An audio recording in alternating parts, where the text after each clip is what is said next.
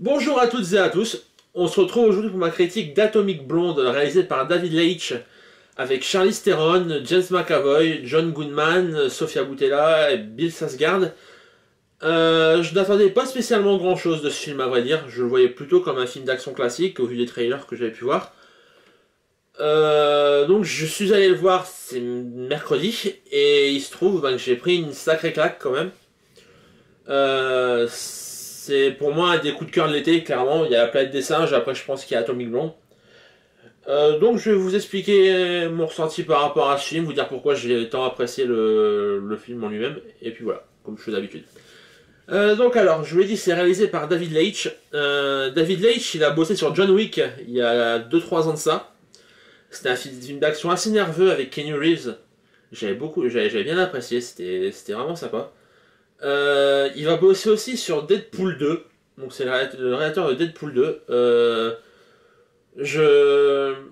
En voyant Atomic Blonde, je comprends pourquoi il a été choisi. Vous allez vite vous en apercevoir. Donc voilà. Je vais rentrer un peu plus dans les détails. Donc maintenant, ce qu'il faut savoir, c'est que Atomic Blonde, c'est l'adaptation d'un roman graphique qui date des années 90, il me semble. Et donc, ça a assez bien retranscrit à l'écran. Le style graphique est vraiment bien retranscrit. C'est pour ça que je me fais pas trop de soucis pour Deadpool 2. Sachant que Deadpool 2, c'est une adaptation de comics, je pense que ça peut le faire. Il n'y a pas de problème là-dessus. Donc pour ce qui est du scénario, on va suivre Lauren Broughton. C'est une agent du MI6 en britannique qui est envoyée à Berlin afin de récupérer une liste avec tous les noms des agents britanniques qui sont en mission à Berlin justement, avant que les autorités locales ou le KGB ne mettent la main dessus et que ça compromettrait justement toutes les missions infiltrées. Elle doit aussi extrader l'agent de la Stasi qui est en possession de cette liste, avant justement qu'il se fasse capturer et qu'il torturait et puis qu'il doit cracher les noms de la liste. Sur place, elle va retrouver le contact, un agent délocalisé là-bas, David Perceval, donc joué par James McAvoy, qui va l'aiguiller un peu au début dans Berlin, savoir où elle doit aller, ce qu'elle doit faire, voilà. Donc le scénario pour un film d'espionnage est assez classique, on va pas se mentir, maintenant c'est très très bien traité. Ça laisse un bon suspense du début à la fin. Il y a des questions qui peuvent rester en suspens même limite. Donc ouais non c'est vraiment sympa. Après on comprend assez vite la tournure des événements, on voit très vite ce qui va se passer, on plonge vite dedans en fait. Maintenant ça reste très très bien écrit. J'ai pas vu d'incohérence particulière. Qu'est-ce que je pourrais dire d'autre sur le scénario?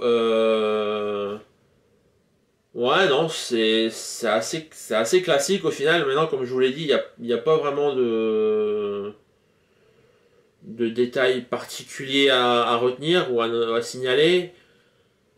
C'est un scénario classique des films d'espionnage. Hein. Vous allez en voir 50, comme dans Jason Bourne. Il y a même Conspiracy qui est sorti un peu plus tôt cette année qui avait à peu près le même type de scénario. Mais sinon, ouais, ça fait le taf. Ça fait le taf. C'est pas le point fort du film, mais ça fait clairement le taf.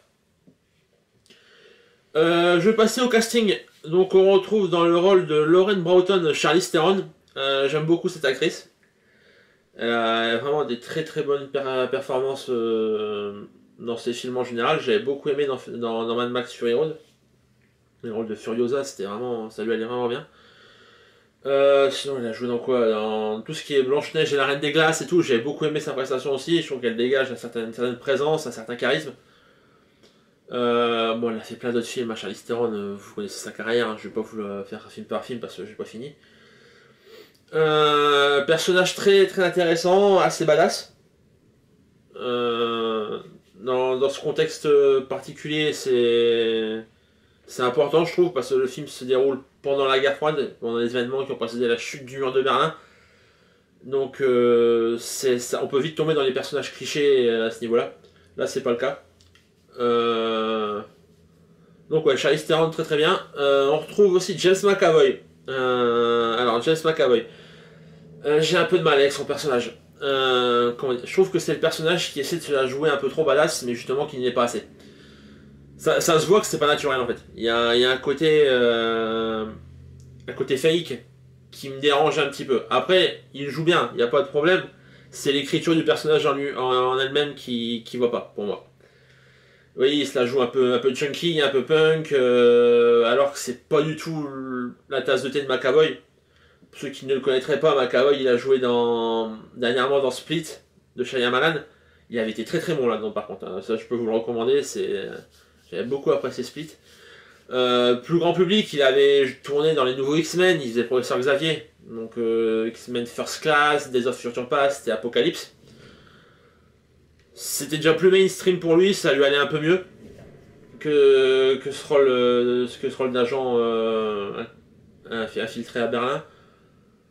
Donc voilà, James McAvoy, c'est peut-être un niveau casting, c'est peut-être le moins performant du film, même si ça reste assez bon, hein, y a pas... Mais c'est son personnage qui pêche en fait, c'est vraiment son personnage. Niveau casting, on a aussi Sofia Boutella. Alors Sofia Boutella, c'est une petite française qui est en train de se faire une putain de carrière aux États-Unis, mine de rien. Elle avait joué il y a 2-3 ans dans Kingsman, elle avait fait aussi l'année passée Star Trek.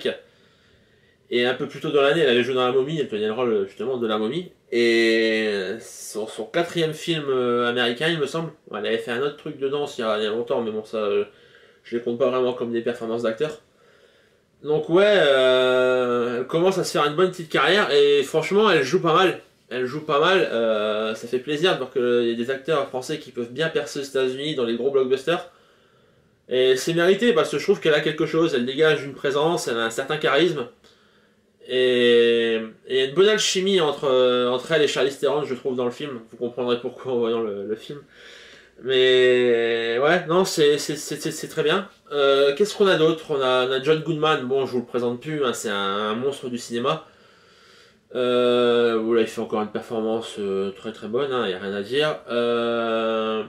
Toby Jones, il me semble. Toby Jones, vous avez pu le voir dans tout ce qui est Captain America, il y avait un rôle de nazi dans les deux premiers, je crois. Je sais plus le nom du personnage dans Captain America par contre, mais vous devez le reconnaître, c'est un petit à lunettes, c'est simple à reconnaître. On a aussi Bill Skarsgård, alors lui vous ne le connaissez peut-être pas encore, mais vous n'allez pas tarder à le connaître vu qu'il va jouer le clown de ça, enfin It en version originale. It bien sûr que je traiterai sur ma chaîne avec grand plaisir, vu que je ne le sens pas du tout. Là j'ai du mal, j'ai déjà du mal quand sa tête est pas peinturlurée de maquillage. Je me demande ce que ça va être quand il va être en clown, et vu les bandes annonces, ça me donne pas spécialement envie de voir le film. Mais bon, je le verrai quand même, hein, parce que j'avais beaucoup apprécié le film original et je veux voir le remake. Mais bon, ça reviendra dans une autre vidéo au mois de septembre. Donc niveau casting, ouais, c'est à peu près tout. Je vais passer à la mise en scène maintenant. J'ai beaucoup aimé la mise en scène de David Leitch. C'est assez froid, c'est assez glacial. Les lumières sont... comment dire? C'est assez contrasté. Vous avez des passages où c'est vraiment très très gris. Mais je rajoute ça au contexte de la guerre froide. C'est froid en fait. Vous avez la première scène du film où vous voyez Charlize Theron. Vous la voyez dans une baignoire de glaçons. Bon. Ça peut avoir aucune importance spécialement, mais moi, glaçons, guerre froide, je fais vite le rapprochement. Et avec les teintes de couleurs utilisées pour la scène, ça peut avoir un rapport à ce niveau-là. Maintenant, ce qui est bien, c'est que quand il y a des couleurs, ça tranche vraiment avec les lumières naturelles du film. Naturelles, je sais pas si c'est vraiment naturel. Ça tranche vraiment avec l'éclairage du film, en fait. Les transitions sont faites à la bombe de peinture, mais vraiment bien flashy pour bien que vous pouvez le voir. Et ça rend pas mal. Il y a beaucoup d'éclairage néon, notamment dans les boîtes de nuit. Bon, ça c'est normal, dans tout ce qui est discothèque. Dans sa chambre aussi, j'adore le design de sa chambre. Perso, c'est une chambre d'hôtel qui fait un peu Love Hotel de Tokyo, si vous voyez un peu le style. J'aime beaucoup. Ça donne un côté un peu, comment dire, un peu lounge au film. Et ça colle bien justement au personnage de Charlize Theron. Ça lui va très très bien. Donc à ce niveau-là, oui. Pour ce qui est des scènes d'action, elles sont très très bien. Il y a une scène d'action en particulier qui m'a marqué. Elle a été filmée en plan séquence. Ça doit durer une dizaine de minutes à peu près. Et vous avez pas de musique, vous avez juste les coups qui se mettent, les coups qui se donnent. C'est une scène de baston classique dans une scène d'escalier. Mais c'est filmé en plan séquence, vous avez aucune coupure. Et c'est vraiment très très bien réalisé, très très bien chorégraphié, pardon. Et donc ouais, ça rend super bien. Même les autres scènes, hein, ça envoie du lourd quand même. Ensuite, la musique est sympa. La musique est sympa, il y a des idées avec la musique qui sont assez cool. Bon, il y a des trucs pas très utiles, mais c'est un détail. Pardon. Ouais, c'est tout ce que j'ai à dire sur ça, sur la mise en scène. C'est bien réalisé, c'est bien filmé, c'est bien joué. Donc ouais, ça. Après, ça révolutionne pas le genre, hein. C'est plus un film de style, un film méta. Ça plaira pas spécialement à tout le monde. Maintenant, moi j'ai bien accroché, je m'attendais pas à ça du tout, à vrai dire. Je m'attendais vraiment à un film d'action classique, comme on a pu en voir des tonnes. Là, je trouve que ça se démarque un petit peu, il y a une patte, il y a quelque chose qui fait que le film donne envie d'être regardé. Donc voilà, c'est vraiment positif pour moi, je vous encourage clairement à aller le voir. Je sais pas s'il rencontrera un grand succès en salle, mais bon, s'il pouvait approcher les millions d'entrées, ça serait bien. Donc voilà, je vais conclure vite fait. Donc Atomic Blonde, c'est une réussite, je vais pas vous mentir. Je le reverrai sans doute parce que ça m'a vraiment plu. Je sais pas s'il y aura une suite ou pas. Je sais pas s'il y a eu plusieurs romans graphiques. Si certains d'entre vous les connaissent, n'hésitez pas à me dire dans les commentaires si c'est une série ou si c'est c'est un roman graphique unique. Donc voilà. Donc ouais, positif, très très positif. Donc voilà. Pour finir, je vous remercie énormément de votre soutien sur YouTube. Ça me fait vraiment plaisir. Je remercie tous ceux qui se sont abonnés récemment à ma chaîne.